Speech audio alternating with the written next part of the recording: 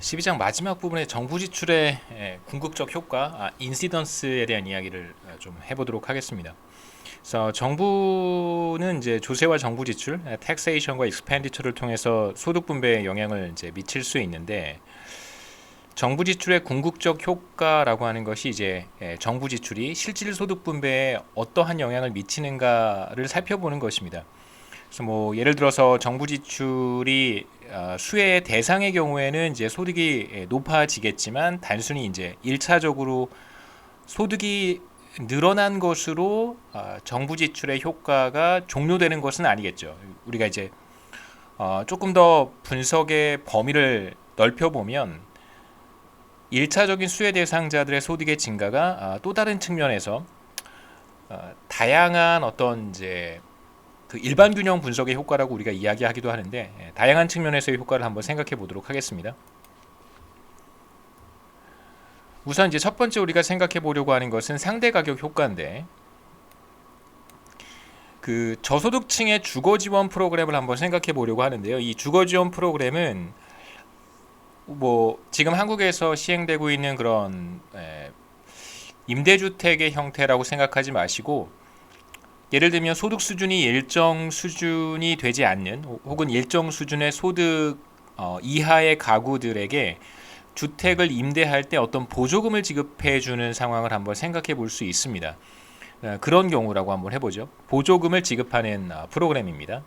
그래서 보조금은 수혜자 입장에서는 보조금이 되겠지만 이제 정부의 입장에서는 이제 정부 지출이 되는 거니까요.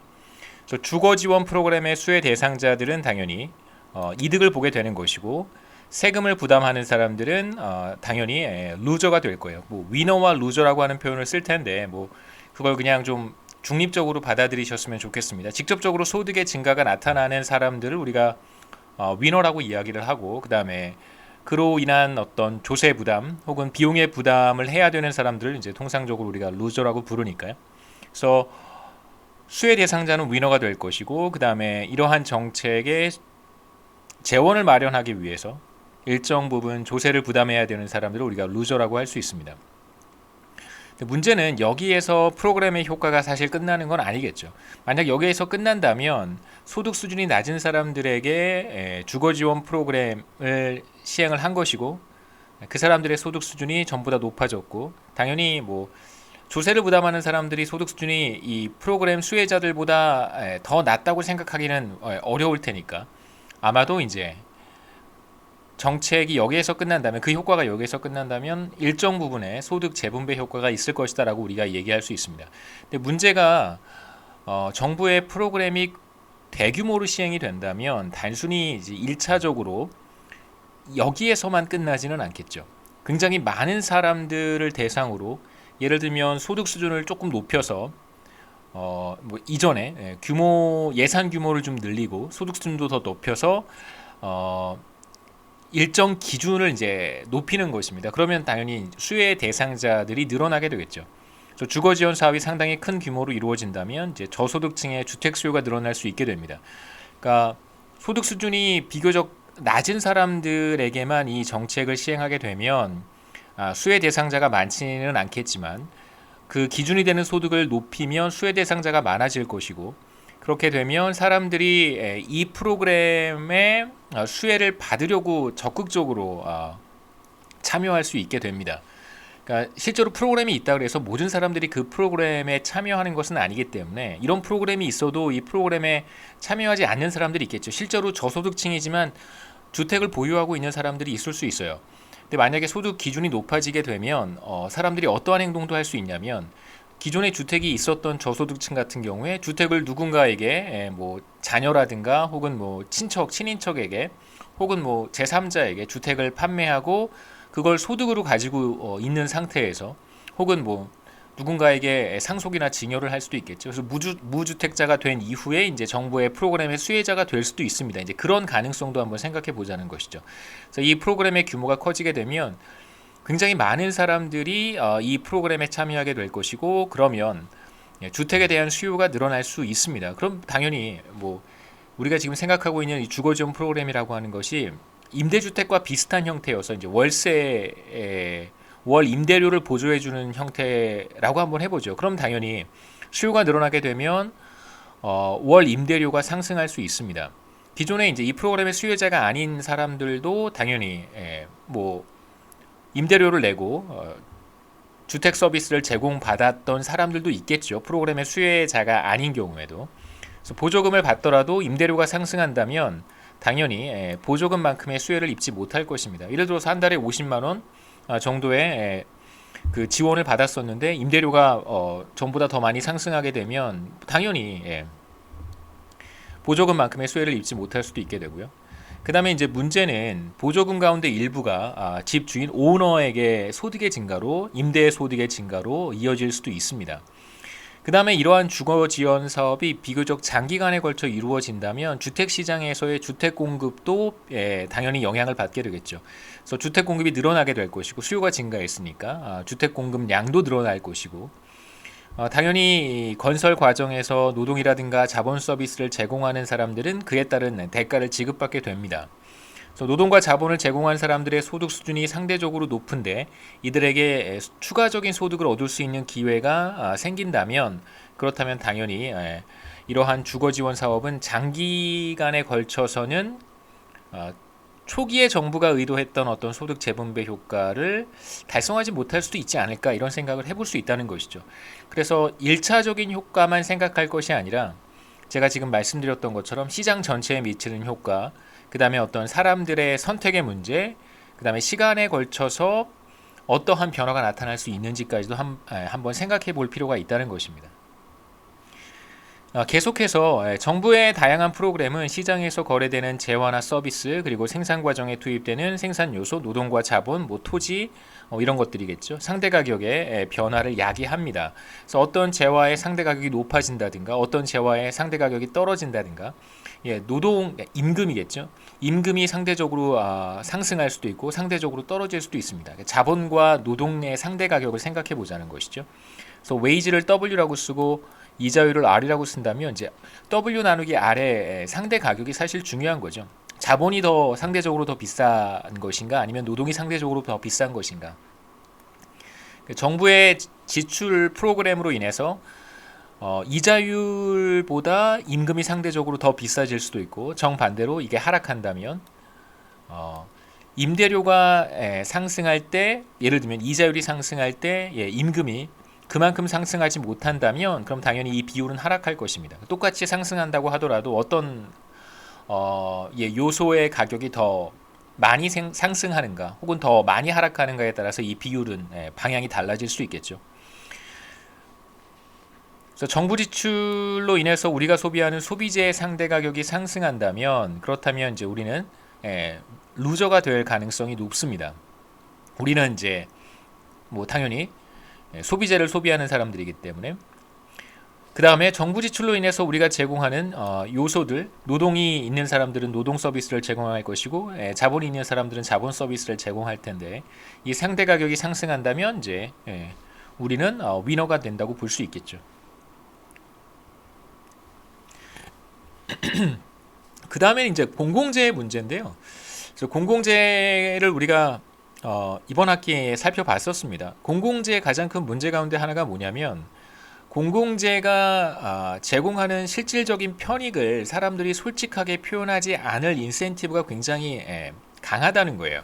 그러니까 자신이 비용을 부담하고 싶지는 않고 만약에 이러한 서비스가 제공이 된다면 상당한 편익은 누릴 수 있기 때문에 솔직하게 자신의 어떤 지불 용의 금액 willingness to pay를 혹은 자신의 주관적인 가치를 솔직하게 표출하지 않으려고 하는 인센티브가 있다라는 얘기를 했었습니다. 공공재의 가치를 알 수 없다면 공공재 공급을 통한 소득 분배의 효과를 우리가 어떻게 알 수 있을까? 사실 좀 어려운 문제라고 할 수 있겠죠. 막대한 비용을 들여서 어떤 공공재를 공급했습니다.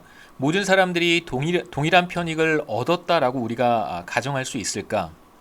예를 들어서 서울시의 어떤 교통 문제를 해결하기 위해서 뭐 지하철 새로운 노선을 하나 뭐 건설을 하는 경우를 생각해 보시죠. 뭐 가장 최근에 뭐 만들어진 게 그 여의도 강남 이렇게 연결하는 9호선 꽤 오래전 일입니다만 9호선 같은 경우 생각해 볼 수도 있고 그 다음에 뭐 그거와 유사하게 중요한 그 뭐 서울시 안에서도 경제 활동이 비교적 그 경제 활동 규모가 굉장히 큰 지역들이 있는데 이러한 지역들을 연결하는 어떤 노선이 만들어진다면 그러면 누군가는 더 큰 편익을 얻을 수 있고 누군가는 상대적으로 편익을 얻지 못할 수도 있습니다. 아마도 그 노선에서 멀리 떨어진 곳에 거주하는 사람이라든가 이 노선을 이용할 가능성이 굉장히 낮은 사람들의 경우에는 이러한 공공재 편익이 거의 제로에 가깝겠죠. 하지만 이 노선을 이용할 가능성이 높은 사람들에게는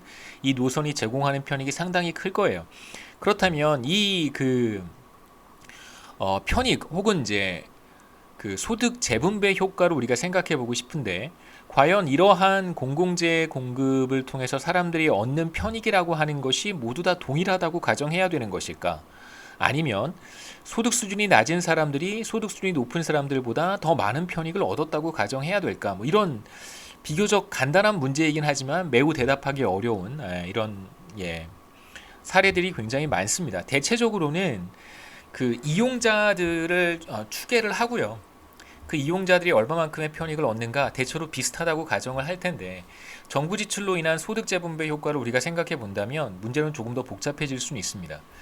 국방비 지출과 같은 공공재 지출이 소득 분배에 미치는 효과를 이제 알아보기 위해서 두 가지 다른 가정을 도입을 했던 연구가 있는데 챔버레인 앤 프렌테이의 연구가 있는데요. 이 연구에서는 그러니까 어떠한 가정을 도입하느냐에 따라서 그러니까 상대적으로 그 주관적인 편익이라고 하는 것이 자신이 가지고 있는 부와 그러니까 웰스와 재산과 비례하는 경우 그 다음에 모든 사람들이 동일한 편익을 얻는 경우 두 가지 이제 경우를 나누어서 살펴봤는데 그러니까 재산이 많은 사람들이 더 큰 편익을 얻는다. 국방비 지출과 같은 프로그램을 통해서 재산이 많은 사람들이 더 많은 편익을 얻는다고 했을 때 과연 어떤 소득 재분배 효과는 얼마만큼 될 것인지 그 다음에 모든 사람들이 동일한 편익을 얻는다고 했을 때 소득 재분배에 미치는 효과는 어떠한지를 이제 따로 띄어서 생각해 보자는 거죠.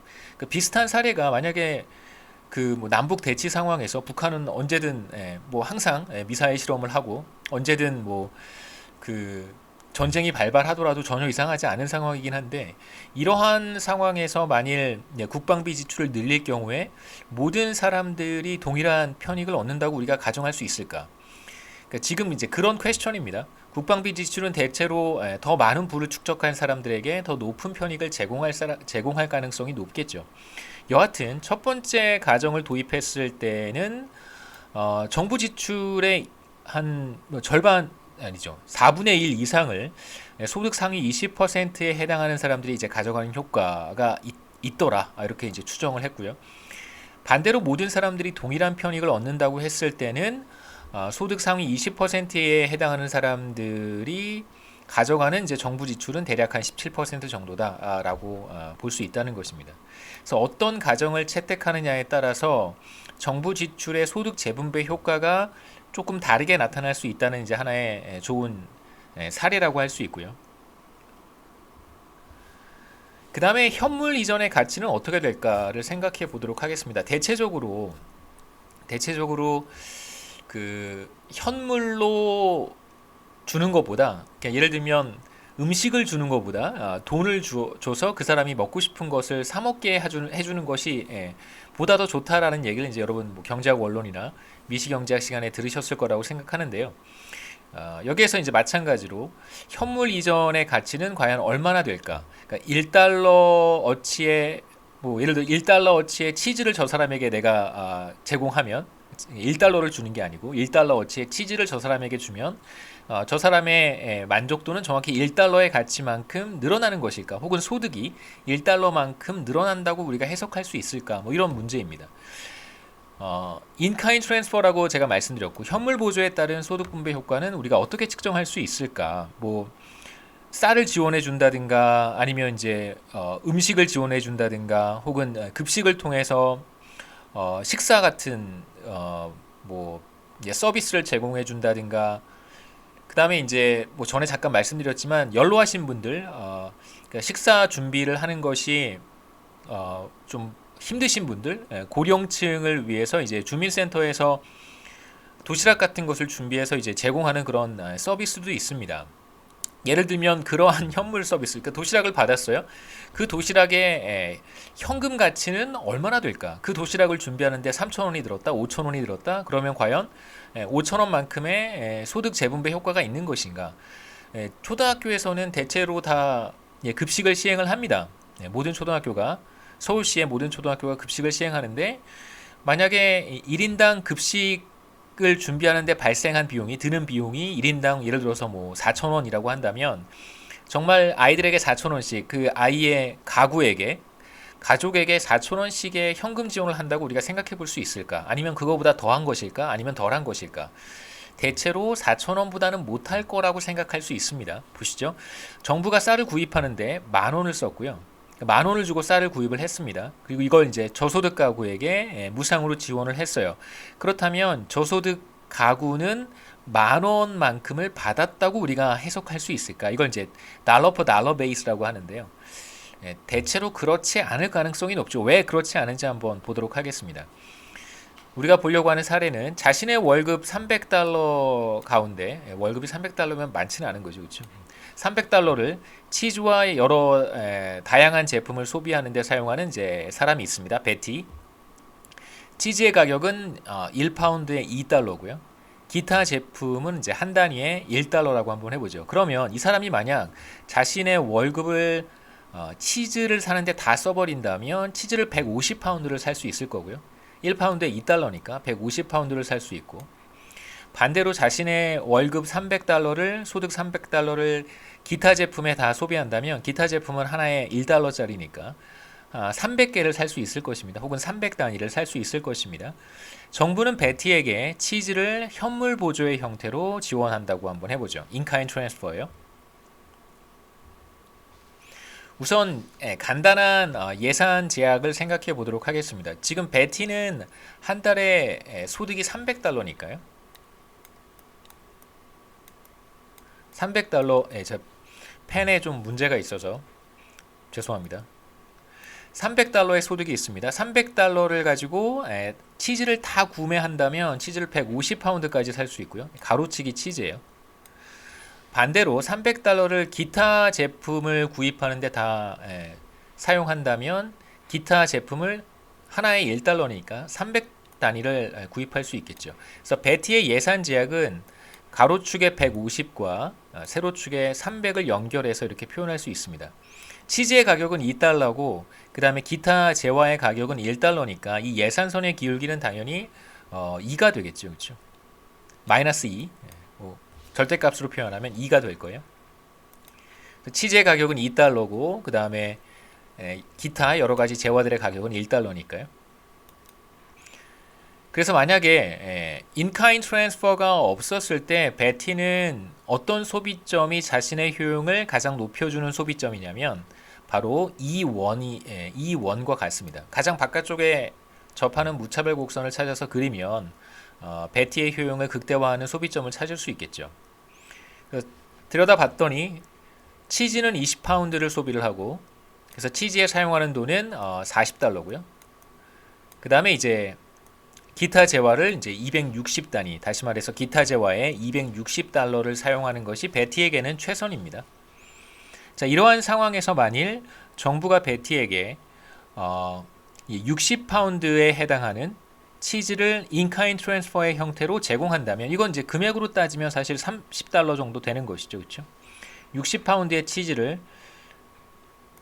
제공한다면 베티는 어떤 선택을 하게 될까에 대한 문제입니다. 한번 생각해 보시죠. 이제 베티에게는 어떤 변화가 생겼냐면 소득 300달러 플러스 치즈 60파운드가 생긴 거예요. 물론 이제 어떤 가정이 필요하냐면 60파운드의 치즈를 뭐 당근마켓을 통해서 판매하거나 뭐 이런 일은 물론 당연히 그럴 수 있죠. 그런 일은 없다. 치즈를 반드시 자신이 소비해야 된다라고 한번 가정해 보겠다는 것입니다. 그런 의미에서 당근마켓은 꽤 유용할 수도 있을 것 같아요. 얼마의 이 치즈를 판매할 수 있을지 모르겠지만 예산 제약의 변화를 한번 추적해 볼 필요가 있는데, 우선 베티가 어떤 선택을 할 수 있냐면 자신이 가지고 있는 소득을 다 치즈 구매에 사용한다면 치즈를 150파운드를 구매할 수 있어요. 그 다음에 정부가 지급한 60파운드의 치즈가 수중에 있습니다. 그러면 소비할 수 있는 치즈의 총량은 210파운드가 되겠죠. 그래서 가로축에 210을 선택할 수 있고요. 선택 가능한 점입니다. 그리고 이제 만약에 300달러를 다 기타 재화에 사용한다고 한다면 당연히 300단위의 기타 재화를 구입할 수 있겠죠. 다만 60파운드를 현금화할 수는 없기 때문에 만약에 300달러를 다 다른 재화와 서비스를 구입하는 데 사용한다면 베티가 선택할 수 있는 점은 바로 300단위의 기타 재화와 60파운드의 치즈가 될 거예요. 그래서 베티가 선택할 수 있는 다른 한 점은 바로 이 F에 해당합니다. 문제는 이쪽 위점으로 갈 수 없다는 거예요. 이쪽 위에 있는 점들이 뭘 뜻하냐면 한번 보시죠. 예를 들어서 이 E3에 해당하는 점을 생각해 보세요. E3에 해당하는 점은 치즈를 대략 40파운드 소비를 하고요. 40파운드의 치즈와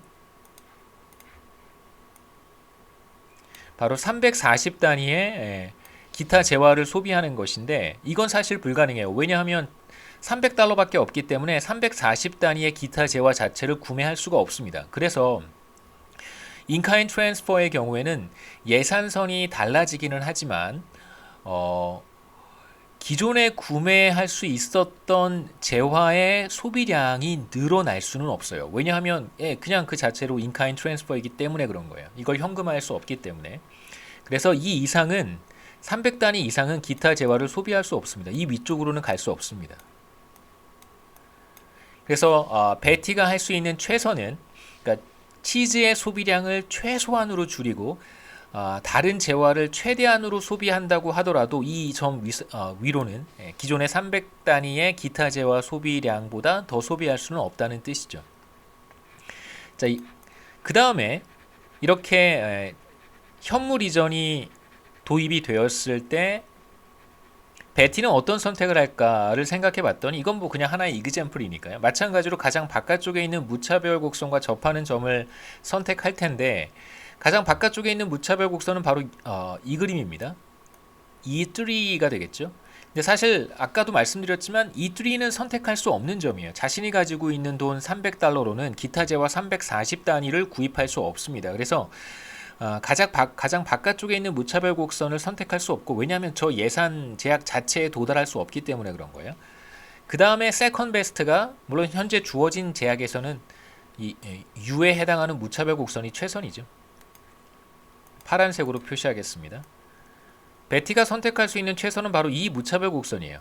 이게 바로 현재 베티에게는 최선입니다. 이 점은 어떤 점이냐면 점 F에 대응하는 점인데 바로 치즈를 60파운드 소비하고 기타 재화를 300단위 소비하는 거예요. 무슨 말이냐면 정부로부터 현물 이전의 형태로 받은 치즈를 그대로 다 소비를 하고 자기 수중에 있는 300달러로는 치즈를 하나도 구매하지 않는 것입니다. 300달러를 다 기타 재화의 구매에 사용하는 것이죠. 그래서 치즈 현물 보조를 정리해 봅시다. 현물 보조를 60파운드만큼 해주면 예산선이 바깥으로 이동을 해요. 하지만 말씀드렸듯이 기타 재화를 300단위 이상 소비할 수는 없습니다.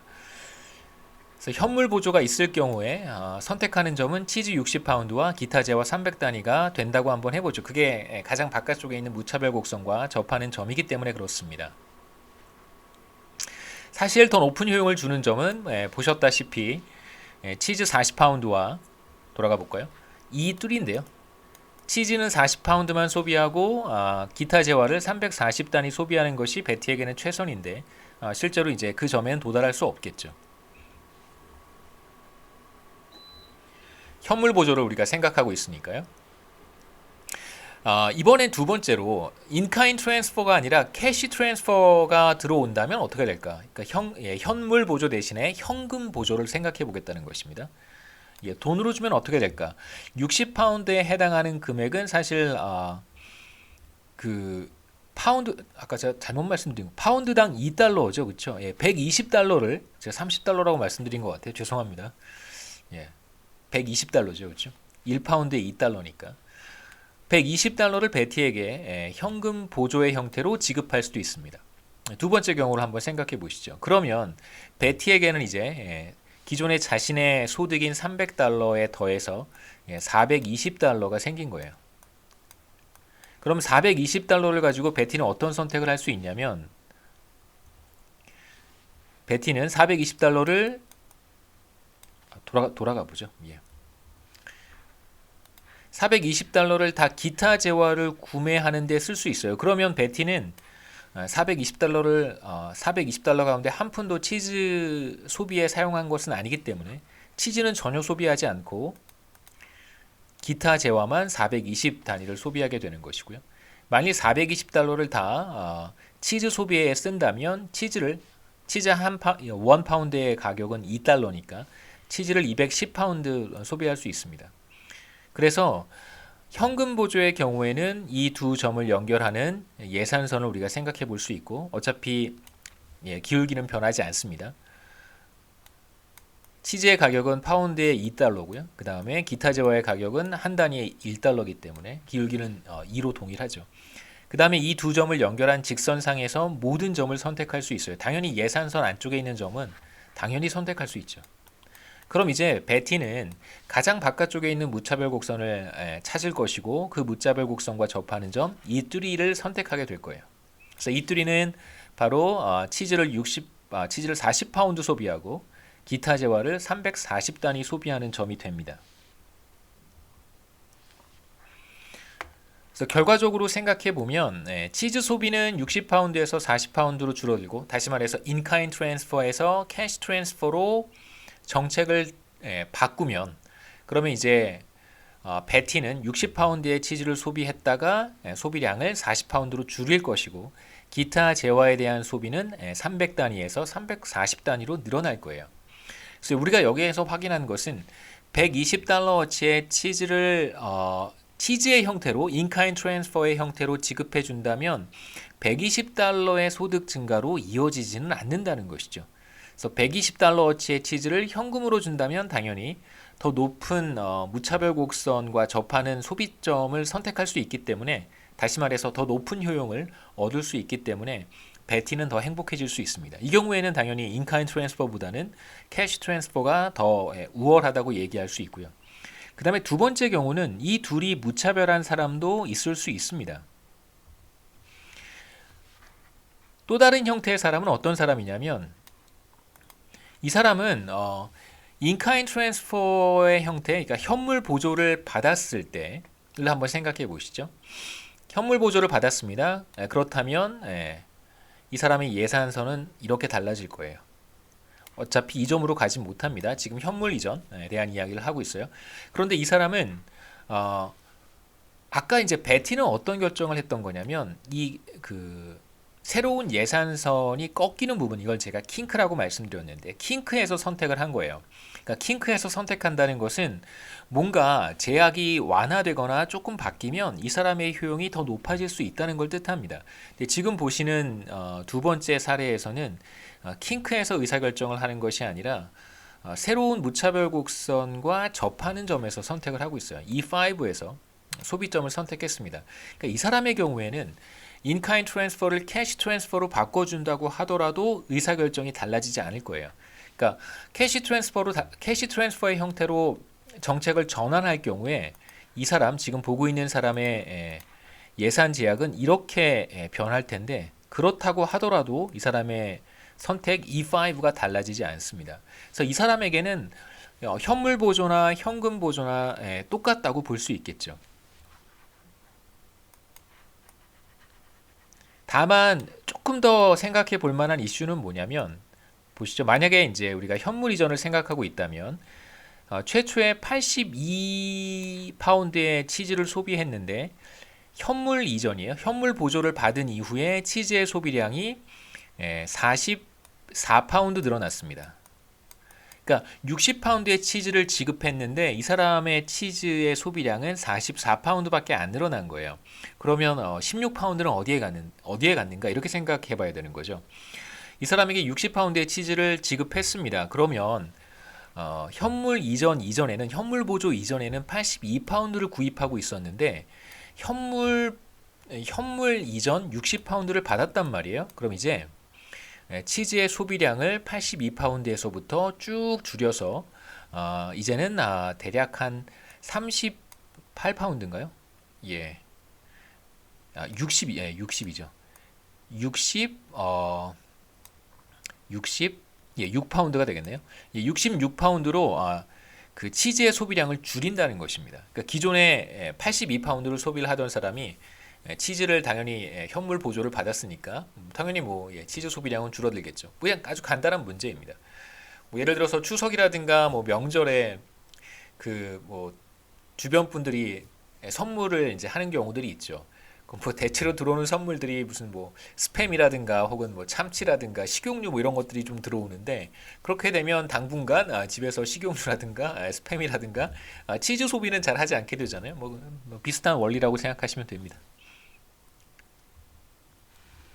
그래서 어떤 경우에는 현물 보조와 현금 보조의 효과가 동일하지만 지금 보셨던 케이스와 같이 어떤 경우에는 이제 현금 보조가 더 좋습니다. 그래서 대체적으로 현물 보조보다는 이제 현금 보조가 더 좋다고 얘기하는 이유가 바로 이거고요. 그 다음에 이제 실증 분석 사례가 하나 있는데 미국에서 시행되는 푸스탬프라고 하는 일종의 이제 복지 프로그램이 있어요. 그러니까 그 소득 수준이 일정 부분 소득 수준이 저소득층을 대상으로 해서 실제로 이제 식료품을 구매할 수 있는 바우처를 나눠주는 거예요. 그 예를 들면 어떤 이제 바우처 같은 걸 받습니다. 그 바우처는 반드시 마트에 가서 뭐 그로서리 스토어에 가서 이제 그 식료품만 구매할 수 있는 거예요. 다른 뭐 술을 산다든가 뭐 다른 것들 공산품을 산다든가 뭐 이런 걸 사면 공산품 같은 것도 안 되겠죠. 그런 걸 구입하려고 하면 애초에 이제 구매 자체가 불가능한 그런 바우처라고 할 수 있어요. 이런 푸스탬 같은 경우에는 이제 1달러의 가치가 1달러어치의 음식이 약 80센트의 현금 이전 효과가 있다라고 합니다. 그래서 뭐 당연히 뭐 그 소득 수준이 낮은 사람들에게 해당되는 프로그램이기 때문에 그 효과가 그렇게 적지는 않겠죠. 예. 그 다음에 뭐 우리가 생각해 볼 수 있는 여러 가지 문제점들이 사실 있어요. 그러니까 현금 이전이 대체로 더 우월하긴 하지만 그 뭐 얘기가 길어질 것 같아서 그렇긴 하지만 어떤 특수한 상황에서는 그러니까 현금으로 지급했을 때 이 사람이 정말 식료품을 구매하지 않을 수도 있잖아요. 그러니까 소득 수준이 낮아요. 근데 부모에게 현금, 그러니까 캐시 트랜스퍼를 해줄 경우에 그 부모가 자녀도 있습니다. 뭐 미취학 아동이 있다든가, 뭐 혹은 초등학생 자녀를 뒀다든가 그런 경우에 만약에 현금 이전을 해줬는데 부모가 그 돈을 자녀의 어떤 충분한 영양식을 제공하지 않고 이상한 용도로 그 돈을 사용할 수도 있기 때문에 이제 그런 경우에는 현물 이전의 형태가 조금 더 나을 수도 있겠죠. 그렇기 때문에 이런 풀스탬프라고 하는 제도가 여전히 존재하는 것입니다. 제가 말씀드렸던 당연히 1달러를 써서 효과를 80센트밖에 보지 못하는데 이런 정책을 왜 사용할까라고 생각할 수 있는데 제가 지금 말씀드렸던 것처럼 반드시 음식을 구매할 수밖에 없게 만드는 것이죠. 그런 의미에서 당근마켓은 어쩌면 이 정부의 의도와는 반대 방향으로 작동하는 시장일 수도 있겠죠. 네, 뭐 그냥 생각이 나서 말씀드렸습니다. 여기까지가 12장의 내용이고요. 우리 14장으로 넘어가도록 하겠습니다.